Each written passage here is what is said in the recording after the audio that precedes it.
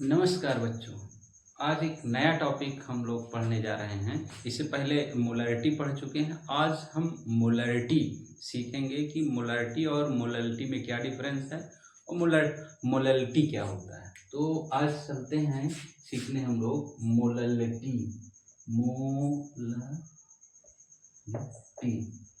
Molality इसको small m से indicate करते हैं, जबकि मोलरिटी को कैपिटल M से इंडिकेट करते थे। इसको स्मॉल m से। तो मोललिटी क्या होता है कि numbers of moles of solute dissolve 1 kg of the solvent, that is called molality. मतलब क्या है, इसमें सॉल्यूट की क्वांटिटी जो है 1 किलो सॉल्वेंट यानी 1 kg सॉल्वेंट में डिसॉल्व करना है, जिसे हम मोललिटी कहते हैं। जबकि मोलरिटी की numbers of moles of solute dissolve in 1 litre of the solution, दोनों में डिफरेंस है। मोललिटी जो होता है वो सॉल्यूट को सॉल्वेंट में डिसॉल्व करते हैं मोललिटी को, और मोलरिटी में सॉल्यूट को सॉल्यूशन में डिसॉल्व करते हैं। ठीक, ये मेन डिफरेंस है। तो इसमें क्या होगा, numbers of mole of solute dissolve in 1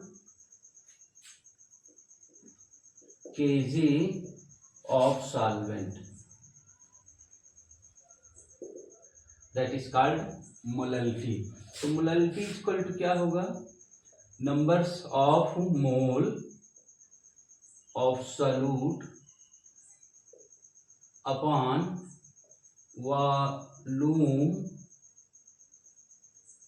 volume of solvent,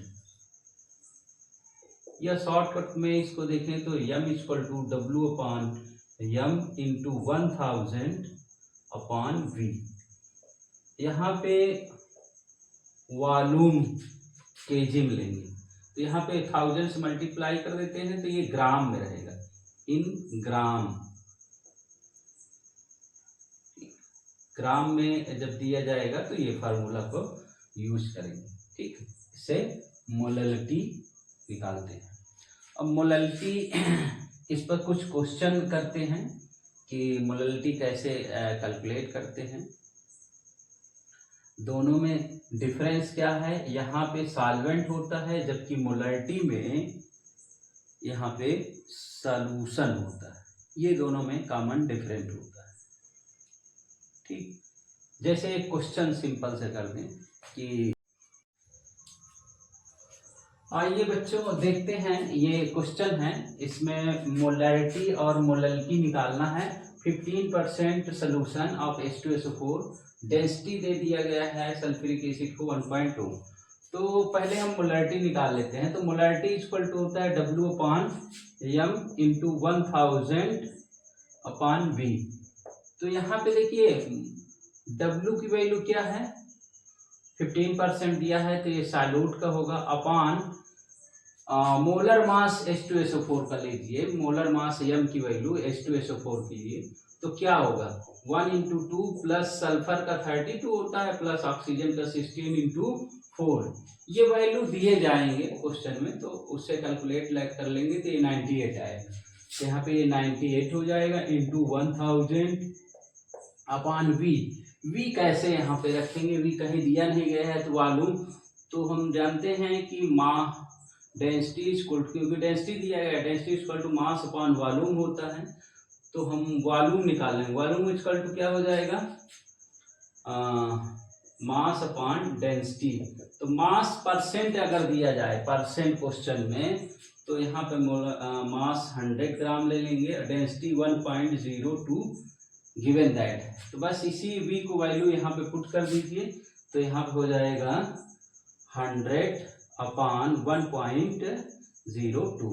इसको सॉल्व करेंगे तो हो जाएगा 15 अपॉन 98 इंटू 1000 इंटू ये ऊपर चला जाएगा तो ये हो जाएगा 1.02 upon 100।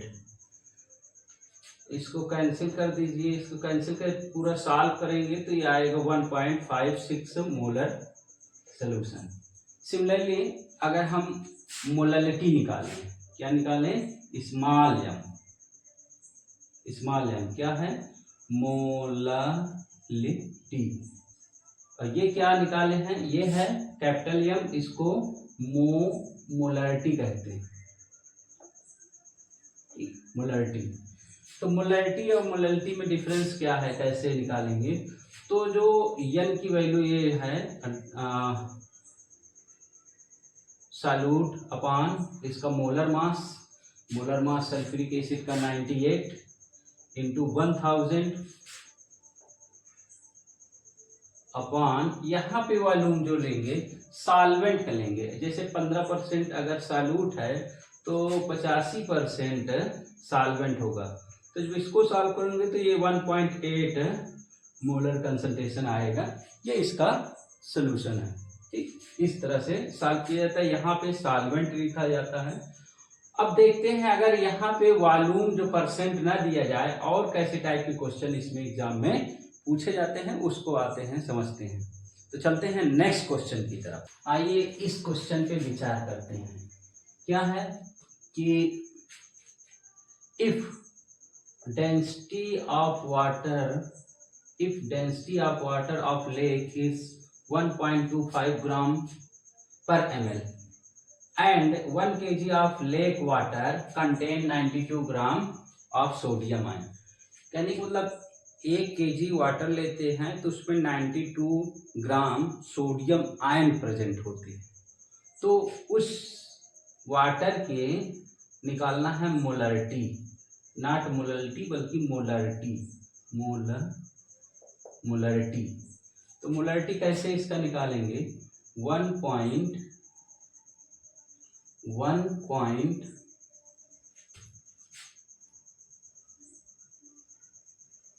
Molarity equal to W upon M into 1000 upon V।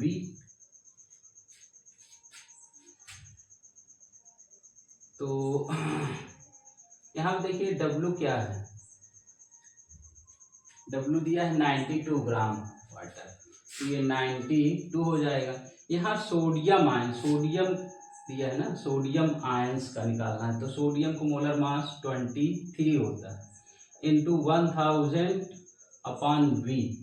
तो यहाँ पे V के दर पे क्योंकि V हम पढ़ चुके हैं कि मास अपॉन डेंसिटी होती है। तो मास यहाँ पे क्योंकि परसेंटेज नहीं दिया गया तो मास को 100 तो लेंगे नहीं। ये मास जो होता है ये सॉल्यूशन का। तो मास यहाँ पे कितना दिया गया है? मास तो दिया ही नहीं गया है। डेंसिटी दिया है 1.25। तो मास क्या लेंगे हम? सॉल्यूट ये है 92 ग्राम और सॉल्यूशन क्या है? 1 kg है। 1 kg मतलब 1000 ग्राम में ये सॉल्वेंट हो गया और ये क्या हुआ? सॉल्वेंट और सॉल्यूट 92। तो इसको जोड़ देंगे तो 1092 इतना हो जाएगा 1092 अपॉन 1.25। तो इसको हम यहाँ पे पुट कर देंगे 92 अपॉन 23 इंटू 1000 अपॉन V की वैल्यू यहाँ से पुट कर देंगे। V equal to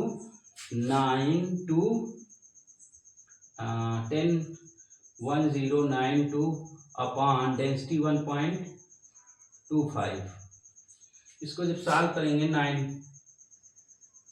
92 upon 23 into 1000 into 1.25 अपान का 1092। जब इसको सॉल्व करेंगे तो ये लगभग 4.5 के आसपास इतना आएगा मोलरिटी। तो इस तरह से जिसमें ना दिया जाए तो वहाँ यहाँ पे मेन है कि मास क्या लेंगे। तो सॉल्यूट और ये सॉल्यूट हो गया, सॉल्यूट और ये सॉल्वेंट दोनों को ऐड कर लेंगे तो मास ऑफ द सॉल्यूशन हो जाएगी। क्या हो जाएगा? मास ऑफ द सॉल्यूशन, मतलब मास ऑफ द सॉल्यूशन। तो सॉल्यूशन का मास हो जाएगा। तो वहाँ पे हम पूरा ले लेंगे कितने मास सोल्यूशन का है और अपॉन डेंसिटी, तो ये वॉल्यूम मिल जाएगा। तो उसको उठा के यहाँ पे उठ करके सॉल्व कर लेंगे, आंसर आ जाएगा। तो ये एक इस तरह से जिसमें परसेंटेज ना दिया जाए ऐसे सॉल्व करते हैं। तो अब हम चलते हैं एक नया टॉपिक लेते हैं, मोलैलिटी। तो मोलैलिटी थोड़ा सा समझते हैं क्या होता है मोलैलिटी, और उसके भी एक दो क्वेश्चन देखते हैं। तो चलते हैं मोलैलिटी लेने।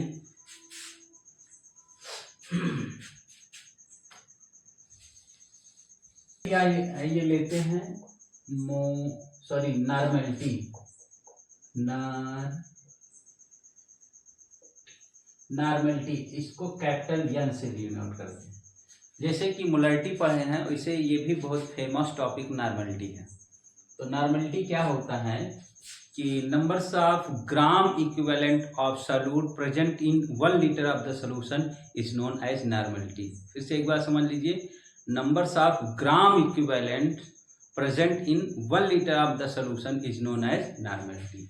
लिख लीजिए कि number of gram equivalent numbers of gram equivalent present in 1 liter of solution, that is called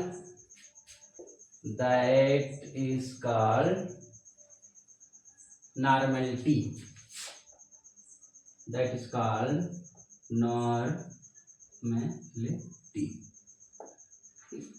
तो नॉर्मैलिटी इक्वल टू होता है नंबर्स ऑफ ग्राम इक्विवेलेंट,